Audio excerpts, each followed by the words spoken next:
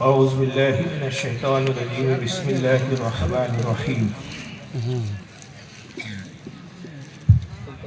الحمد للہ رب العالمین والعاقبۃ للمتقین والصلاة والسلام علی من قال نبی آدم بین الماء والطین قال اللہ تبارک و تعالی فی القرآن المجید والفرقان الحمید واعتصموا بحبل اللہ جميعا ولا تفرقوا صدق اللہ العظیم صدق صادق المصدوق علیہ الصلاۃ والتسلیم ان اللہ وملائکتہ یصلون علی النبی یا ایھا الذین آمنوا صلوا علیہ وسلموا تسلیما اللهم صل على سيدنا مولانا شفيعنا وحبيبنا وطبيبنا ونبينا ومولانا محمد وعلى آله وأصحابه وأهل بيته وذريته وبارك وسلم صلاة وسلام عليك يا رسول الله صلى الله عليه وسلم. جالنگی کی سرزمین بنگال ویسٹ بنگال میں آج کی یہ روزہ عالم شان کانفرنس جس میں آپ ہم سب شریک ہے اور ممنون و مشکوروں میں حضرت علامہ الشاہ المفتی حضرت علی مدین صاحب رضوی دامت برکاتہ العالیہ کا کہ آج کی بند کے لیے انہوں نے مجھے موقع فراہم کیا کہ آپ سے روبرو حاضر ہو کر اہل سنت کے عقائد کے حوالے سے اپنی کچھ معلومات عرض کر سکوں. کوشش کروں گا کہ بہت سادہ سی اردو زبان میں گفتگو کروں، اس لیے کہ میں جب سے آیا ہوں تب سے یہ ماحول کا اندازہ ہو گیا ہے کہ یہاں بنگلہ بولی جاتی ہے اور ممکن ہے کہ بہت سارے حضرات شاید میری زبان کو پتہ نہ سمجھے یا نہ سمجھے، لیکن کوشش رہی گی کہ عقائد اہل سنت کے حوالے سے بہت آسان اردو میں آپ کے فہم کے آپ کی جو بات عقل میں آ جائے اس اعتبار سے شروع کروں. لیکن سب سے پہلے میں آج کی مجلس کے جس قدر بھی وہ افراد جنہوں نے آج کی اس محفل کو سجایا سنوارا اور اس کانفرنس کے لیے بہت ہی جدوجہد اور محنتیں کی، ان کے لیے میں اللہ کی بارگاہ میں دعا گو ہوں کہ خالق کائنات ہمارے تمام احباب کی عمر میں علم میں رزق میں خیر و برکت عطا فرمائے. آمین آمین. ساتھ ہی مقصد رسول پر جس قدر بھی علماء سبھی احترام تشریف فرما ہے ان کے لیے بھی دعا گو ہوں کہ پروردگار عالم ہمارے تمام علماء ذوی احترام کی عمر و علم میں رزق میں دینی دنیاوی تمام معاملات میں ترقی اور برکت عطا. آمین آمین. آج جن حالات سے مسلمان گزر رہے ہیں کسی سے پوشیدہ نہیں ہے. پوری دنیا آج مسلمان اور اسلام کے خلاف ہے اور ہر زمانے میں اسلام بیرونی یعنی باہر کی طاقتوں سے بھی جوجھتا رہا ہے اور اندرونی فطروں سے بھی لڑتا رہا ہے. جب سے اسلام آیا ہے تب سے فتنے بھی پیدا ہوئے اور اسلام کو ختم کرنے کے لیے کوششیں اور سازشیں ہوتی ہوئی ہیں. وجہ یہ ہے کہ اسلامی ہی وہ واحد دنیا کا مذہب ہے، وہ دین ہے جو اللہ کا پسندیدہ دین ہے اور جس پر عمل کرنے کے بعد، جس پر قائم رہنے کے بعد بھی اللہ کی خوشنودی اور جنت میسر آتی ہے. دنیا میں جس قدر بھی مذہب ہے، مذاہب ہے، جس قدر بھی دھرم ہے، وہ سب انسانوں کے بنائے ہوئے ہیں، اس کو لوگوں نے بنایا ہے. لیکن اسلام وہ واحد مذہب ہے کہ جس کا خالق، جس کا بنانے والا خود پروردگار عالم ہے. جی جی. اور وہ خود اپنے کلام میں قرآن عظیم میں ارشاد فرماتا ہے ان الدین عند اللہ الاسلام، بے شک اللہ کے نزدیک اگر کوئی دین ہے، کوئی مذہب ہے، کوئی ایسا دھرم ہے جس پر ہم عمل کریں اور کامیابی کو حاصل کریں، تو اللہ فرماتا ہے وہ صرف اسلام ہے، اسلام کے علاوہ کوئی نہیں۔ اور پھر ہمیں حکم دیا کہ ہم دنیا میں یہ پیغام کو عام کرنے کی کوشش کریں، لوگوں تک اسلام کو پہنچائیں، سچائی پہنچائیں، حقیقت کو پہنچائیں۔ جو مان لے بہتر ہے، جو نہ مانے کو یہ کہہ دے کہ لکم دینکم ولی دین، تمہارا باطل دین تمہارے ساتھ، ہمارا حق دین ہمارے ساتھ۔ بے شک اس سے یہ بھی پتہ چلتا ہے کہ اسلام ایک امن کا مذہب ہے، زیادتی، زبردستی اور تشدد کا مذہب نہیں ہے۔ اگر تشدد کا مذہب ہوتا، زیادتی کا مذہب ہوتا، کسی پہ دباؤ ڈالنا، آتنک کے ذریعے کسی کو بھیبیت کر کے اسلام کی طرف راغب کرنا، اگر یہ اسلام کا مزاج ہوتا تو لکم دینکم ولی دین کبھی نہیں کرتا۔ لیکن سوال یہ پیدا ہوتا ہے کہ باہری طاقتوں تو ہم جان جاتے ہیں، پہچان لیتے ہیں، سازشوں کو سمجھ لیتے ہیں کہ کون وہ لوگ ہیں کہ جو اسلام کو پسند نہیں کرتے، اسلام کو ختم کرنا چاہتے ہیں، تو ان کی اپنی آئیڈینٹی، ان کی اپنی پہچان خود ہی واضح کر دیتی ہے کہ اسلام کے ماننے والے نہیں ہیں۔ ان دھرموں کے نام لینے کی ضرورت نہیں ہے۔ اسلام کے علاوہ جتنے بھی دھرم ہیں، جتنے بھی مذاہب ہیں، جتنے بھی مذہب ہیں، ظاہر ہے کہ ان سب کا مقابلہ اسلام ہی سے ہے۔ جی جی لیکن افسوس کی بات یہ ہے کہ ہر زمانے میں منافقین کا ایک طبقہ ایسا رہا کہ جو اسلام کا دعوے دار رہا اور اندرونی طور پر اسلام کو ختم کرنے کی سازشیں کرتا رہا،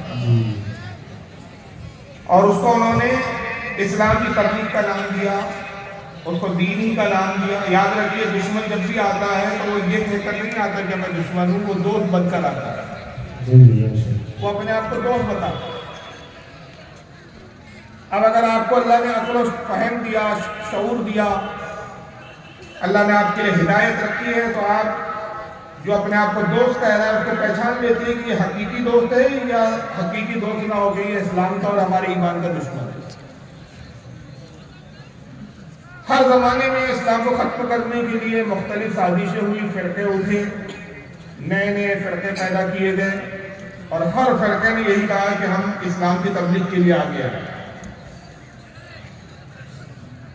لیکن ہمارے لیے جو آئیڈیل ہے وہ رسول اللہ کی سیرت ہے، اور اس کے بعد صحابہ اکرام کی سیرت ہے۔ جب بھی اسلام پر کوئی حملہ ہوتا ہے اور اسلام کا نام لے کر ہوتا ہے تو کیسے پہچانے کہ یہ حملہ کرنے والا ہمارا اپنا ہے یا ہمارا دشمن ہے؟ تو اللہ کے نبی نے ہم کو پیمانہ دیا ہے کہ تمہیں پہچاننا کیسے ہے۔ رسول اللہ صلی اللہ تعالی علیہ وسلم نے یہ نشانی بتائی، یہ پہچان بتائی، بہت مشہور حدیث ہے، کسی کا اس پر انکار نہیں ہے، بالکل سند کے اعتبار سے بھی یہ صحیح درجے کی حدیث ہے، اور یہاں تک کہ 18 صحابہ اکرام ہیں جو اس حدیث کے راوی ہیں، سبحان اللہ، اور 344 محدثین وہ ہیں جنہوں نے اپنی حدیث کی کتابوں میں اس حدیث پاک کو نقل کیا۔ سبحان اللہ، ماشاء اللہ۔ یعنی اس سے اندازہ لگائیں کہ میں جو حدیث تلاوت کرنے والا ہوں اس کی نوعیت کتنی زبردست ہے، اس کی حیثیت کتنی مزندار اور مضبوط ہے۔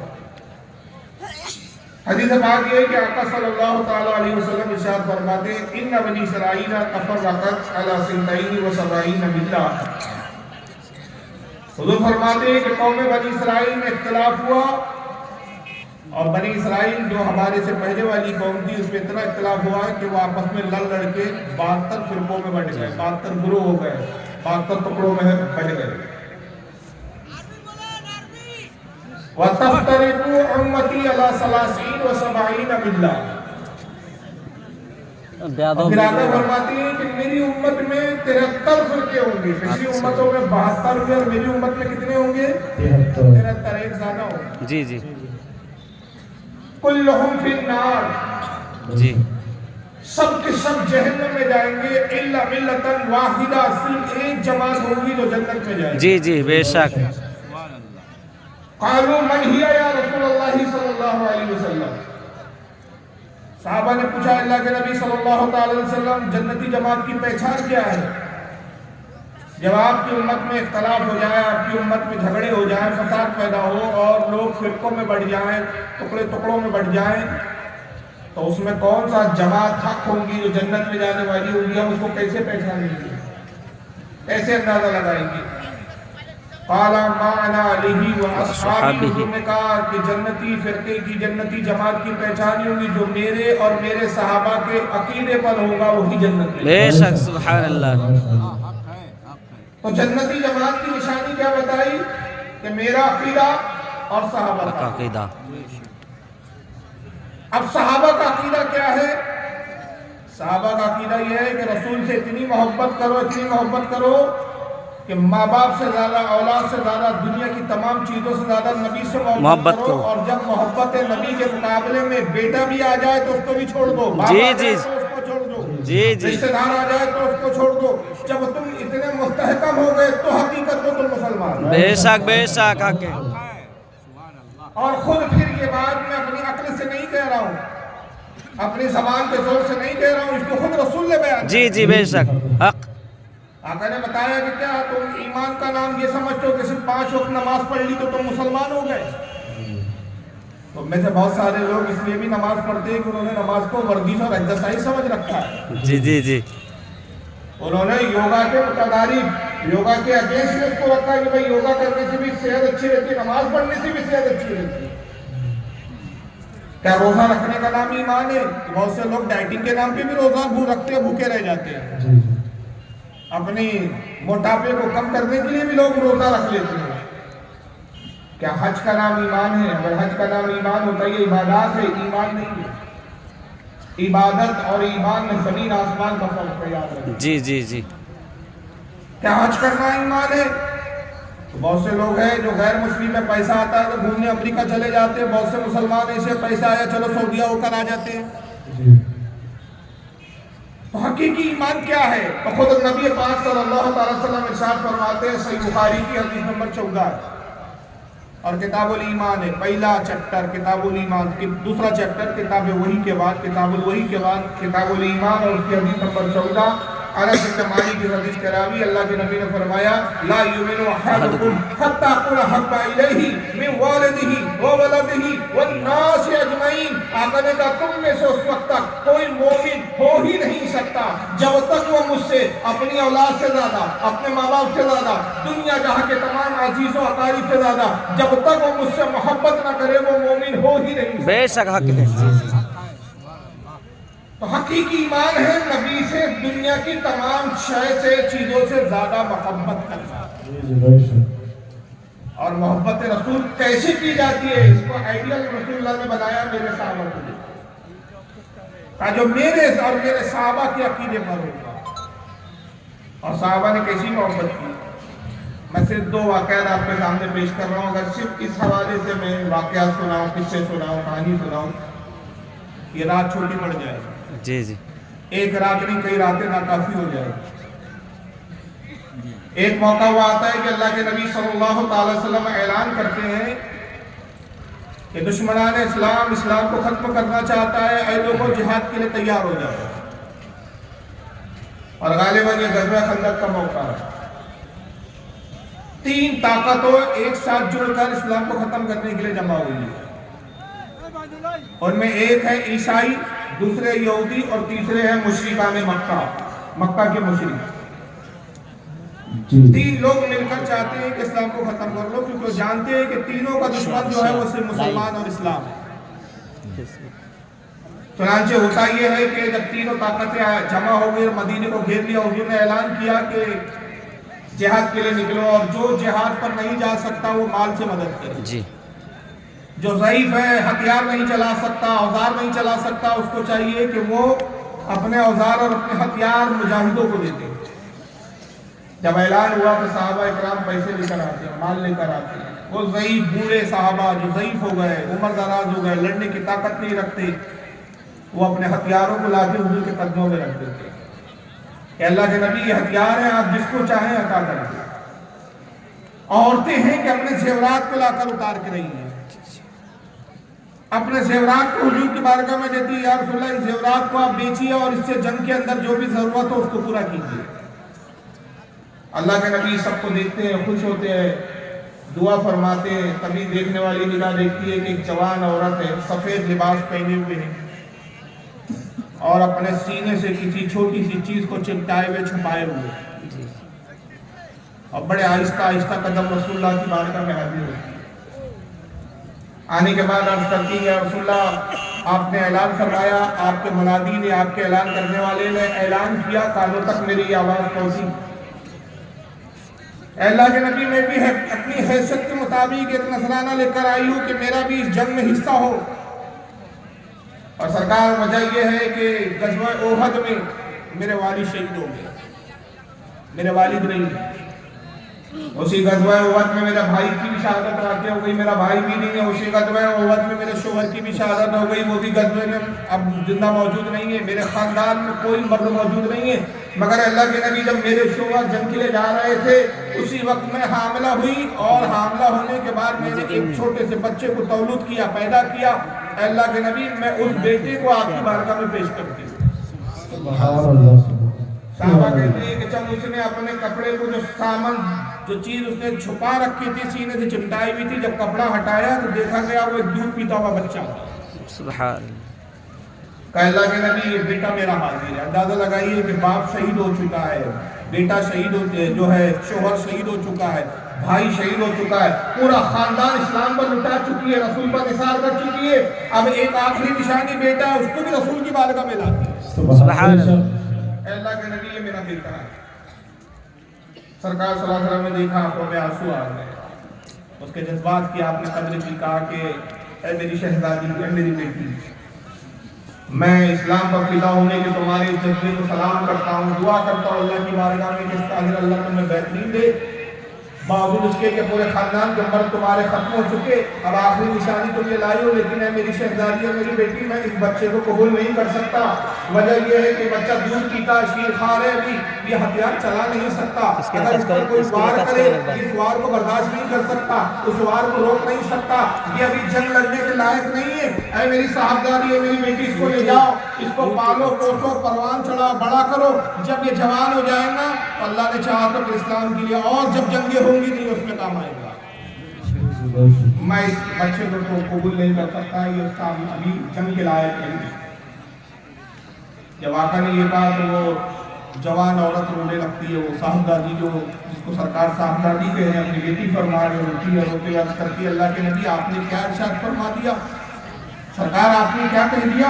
اے اللہ کے نبی کیا یہ بیٹا اس لائق نہیں؟ خدا کی قسم یہ اس لائق ہے کہ جنگ میں جائے اور ایک بہت بڑا کارنامہ انجام دے۔ حضور میں مانتی ہوں کہ اتنا چھوٹا ہے کہ تلوار کو اٹھا نہیں سکتا، تیر و کمان پکڑ نہیں سکتا، اس کی طرف جو تیر چھوڑا جائے یہ اس سے اپنے آپ کو بچا بھی نہیں سکتا، لیکن حضور اس کے اندر ایک خاصیت ہے، اس خاصیت کی بنا پر یہ بہت کام کا ہے جنگ میں، اور خاصیت یہ کہ اللہ کے نبی جو بھی اس کے گالوں اور رخساروں پر بوسہ دیتا ہے، چمن لیتا ہے، یہ اس سے چپڑ جاتا ہے۔ اللہ کے نبی آپ اس کو میدان جہاد میں لے جائیں اور جب دشمن آپ کی طرف تیر برسائے تو آپ اس کے رفتار پہ بوسہ دیجئے، یہ آپ کے سینے سے چمڑ جائے گا اور آپ کی طرف آنے والے تیروں کو اپنی پیٹھ پہ اپنے سینے پہ لے لیں، اور اس طریقے سے میرے آقا آپ محفوظ ہو جائیں گے۔ اس سے اندازہ لگائیے کہ صحابہ کرام کو رسول اللہ سے کتنی محبت تھی کہ اپنی دودھ پیتی اولادوں کو بھی نبی پر قربان کر دیں۔ غزوہ احد کا موقع ہے، جنگ بڑی شدید ہو رہی ہے، دشمن مسلمانوں پر حاوی ہو گیا۔ اسی میدان میں ایک شخص آتا ہے، ایک صحابی رسول ہے جن کا نام ہے حضرت ابو عبیدہ، اور ابو عبیدہ کے باپ کا نام ہے جراح، بہت بڑا پہلوان ہے، بڑا جنگجو، لڑنے میں ماہر۔ یہ میدان میں آتا ہے، اس نے جب میدان میں آنے کے بعد لڑنا شروع کیا تو جس طرف یہ جاتا ہے تلوار چلاتا ہے، مسلمانوں کو قتل کرتا ہے، یہاں تک کہ جو اس کے مقابلے میں پہنچتا ہے اس کا قتل ہو جاتا ہے۔ حضرت ابو عبیدہ نے دیکھا کہ میرے باپ جراح کا عالم یہ ہے کہ جس میدان کے جس حصے میں جا رہا ہے قتل و غارت کر رہا ہے، مسلمانوں کو شہید کر رہا ہے۔ حضور کی خدمت میں حاضر ہوتے عرض کرتے ہیں یا رسول اللہ میرا باپ بڑا جنگجو ہے، لڑنے کا ہنر بہت زبردست جانتا ہے، اے اللہ کے نبی صلی اللہ تعالیٰ علیہ وسلم آپ مجھے اجازت دیجیے کہ میں اپنے باپ کے مقابلے میں جاؤں، اس لیے کہ جو کچھ وہ ہنر جانتا ہے کوئی اس کے ہنر کی کاٹ نہیں رکھتا سوائے میرے، اس لیے کہ میں نے جنگ اسی سے سیکھی ہے، تلوار چلانے کا ہنر میں نے اپنے باپ سے حاصل کیا ہے۔ اللہ کے نبی مجھے اجازت دیجیے۔ سرکار نے کہا کہ اے ابو عبیدہ تجھے اجازت نہیں ہے، اور اس کی وجہ یہ ہے کہ میں نہیں چاہتا کہ تاریخ آنے والے دنوں میں یہ کہے، یہ دہرائے کہ محمد ایک ایسا دین لایا جس نے باپ اور بیٹے کو لڑا دیا۔ میں تجھے اجازت نہیں دیتا۔ چنانچہ نتیجہ یہ ہوا کہ حضور نے اجازت نہیں دی، حضرت ابو عبیدہ جاتے ہیں، جنگ لڑتے ہیں، لیکن ساری توجہ اپنے باپ کی طرف۔ دیکھا کہ میرے باپ نے پھر کچھ مسلمانوں کو شہید کر دیا، پھر حضور کی خدمت میں آئے، یا رسول اللہ مجھے اجازت دیجیے۔ سرکار پھر وہی جملے ارشاد فرماتے، یہاں تک کہ اللہ کے نبی صلی اللہ علیہ وسلم نے جب منع کیا، دوسری بار منع کیا، پھر جا کے میدان میں آتے ہیں، پھر دیکھتے ہیں باپ کو قتل کرتے ہوئے دیکھا، مسلمانوں کو شہید کرتے ہوئے دیکھا، پھر رہا نہیں گیا، پھر حضور کی خدمت میں آیا، رسول اللہ نے اجازت دی، 3 بار اجازت دی، تینوں بار رسول نے انکار فرمایا۔ تیسری بار جب مایوس ہو کے لوٹتے ہیں، جب دیکھا کہ باپ میرا پھر قتل و غارت گیری کر رہا ہے، مسلمانوں کو شہید کر رہا ہے، نتیجہ یہ ہوتا ہے کہ نبی پاک صلی اللہ علیہ وسلم کے منع کرنے کے باوجود حضرت ابو عبیدہ اپنے باپ جرہ کے سامنے آ گئے اور آ کے کہتے ہیں کہ میرے باپ مجھ سے مقابلہ کرو۔